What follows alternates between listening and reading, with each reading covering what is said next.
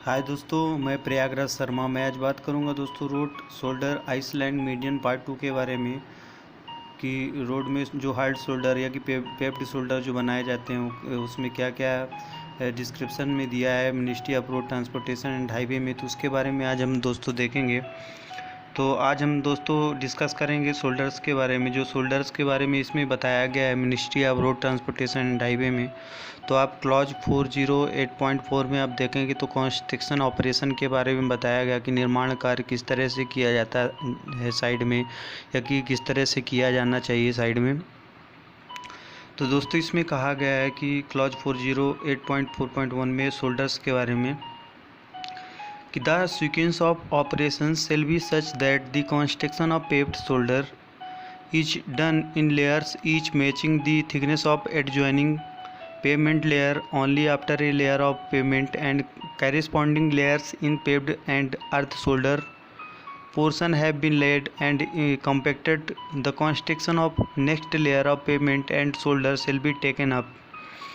तो दोस्तों इसमें कहा गया है कि संचालन का क्रम ऐसा होगा, मतलब जो काम करने का क्रम जो रहेगा वो ऐसा होगा कि जो पेप्ड शोल्डर का निर्माण लेयर में किया जाता है, तो जिनमें से प्रत्येक के साइड की पेप्ड शोल्डर जो है वो लेयर की मोटाई से मेल खाता है। जो दोनों पेप्ड शोल्डर होंगे वो दोनों साइड बोथ साइड जो है एक दूसरे की लेयर की थिकनेस जो है वो सेम थिकनेस के रहेंगे, और जिनमें से प्रत्येक के साइड की जो फुटपाथ मतलब पेमेंट लेयर की मोटाई से मेल खाता हुआ हम पेप्ड शोल्डर रखेंगे। जितनी भी पेमेंट की थिकनेस होगी उतनी ही पेप्ड शोल्डर की भी थिकनेस रखेंगे।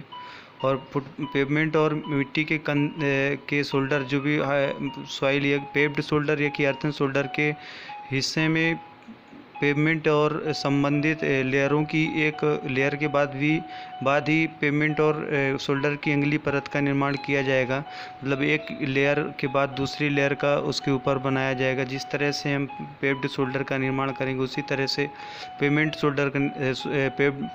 का निर्माण करेंगे कैरिज वे में। उसी तरह से हम किनारे में पेव्ड शोल्डर का निर्माण करेंगे उसी तरह उसी लेयर में रखते हुए लेयर वाइज। इसके बाद दोस्तों इसमें कहा गया है कि where the materials in adjacent layer are different these shall be laid together and the pavement layer shall be compacted first. The corresponding layer in paved shoulder portion shall be compacted first, shall be compacted thereafter, which shall be followed by compaction of each shoulder layer. The adjacent layer having same material shall be laid and compacted together.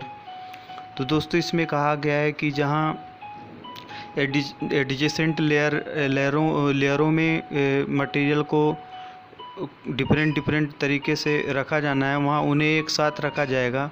और payment layer को पहले compaction किया जाएगा, मतलब एक layer पहले रखी जाएगी और उसको कंपैक्टेड किया जाएगा, फिर उसके बाद दूसरी लेयर उसके ऊपर रखी जाएगी।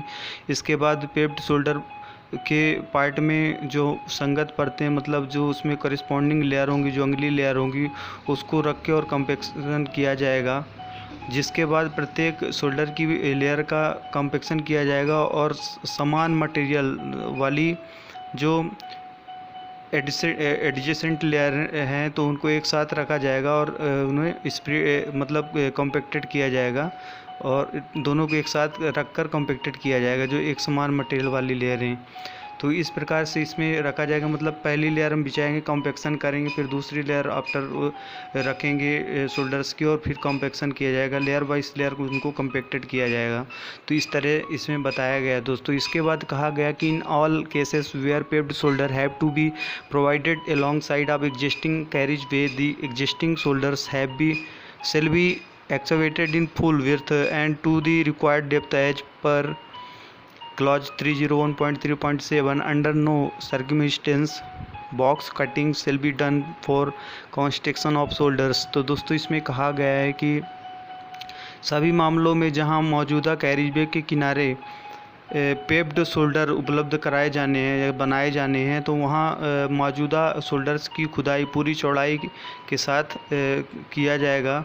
और क्लॉज खंड जो भी इसमें क्लॉज 301.3.7 के अनुसार आवश्यक डेप्थ गहराई तक की जाएगी। उसकी जो खुदाई, जो पहले से वहाँ एग्जिस्टिंग शोल्डर्स बने हुए हैं उनको चौड़ाई, पूरी चौड़ाई तक उनको काटा जाएगा और उनको फिर से दोबारा बनाया जाएगा और पूरी डेप्थ तक उनको निकाला जाएगा। और शोल्डर्स के निर्माण के लिए किसी भी परिस्थिति में बॉक्स कटिंग नहीं की जाएगी। और जब भी हम शोल्डर्स का निर्माण करेंगे तो बॉक्स कटिंग नहीं करेंगे हम। लेयर बाई जैसे ही हम पेमेंट लेयर बिछाते हैं उसके जैसे बेस और पेमेंट लेयर जो हम जिस प्रकार से रखते हैं सेम उसी तरह से हमको लेयर वाइज लेयर उसको कम्पेक्टेड करते हुए साथ में उसके ले आना है ऊपर तक।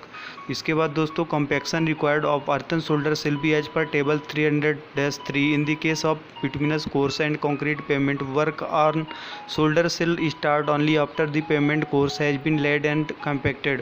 तो दोस्तों इसमें कहा गया है कि जो अर्थन शोल्डर्स का कम्पैक्शन है वो टेबल 300-3 के अनुसार होगा। और जो बिटवीनस कोर्स और कंक्रीट पेमेंट के मामले में जो पेप्ड शोल्डर्स हैं और जो बिटवीनस शोल्डर्स हैं तो उनको पेमेंट के जो भी उसमें क्लॉज में दिया हुआ है पेमेंट कोर्स को स्प्लिट करने और उसको कम्पैक्टेड करने के बाद हार्ड शोल्डर पर काम शुरू किया जाएगा। तो जो पेमेंट शोल्डर है उनको पेमेंट कोर्स को कम्पैक्टेड किया जाएगा और उसके बाद फिर उसमें शोल्डर्स का काम शुरू किया जाएगा। और during all stage of shoulder construction the required cross fall shall be maintain to drain off surface water.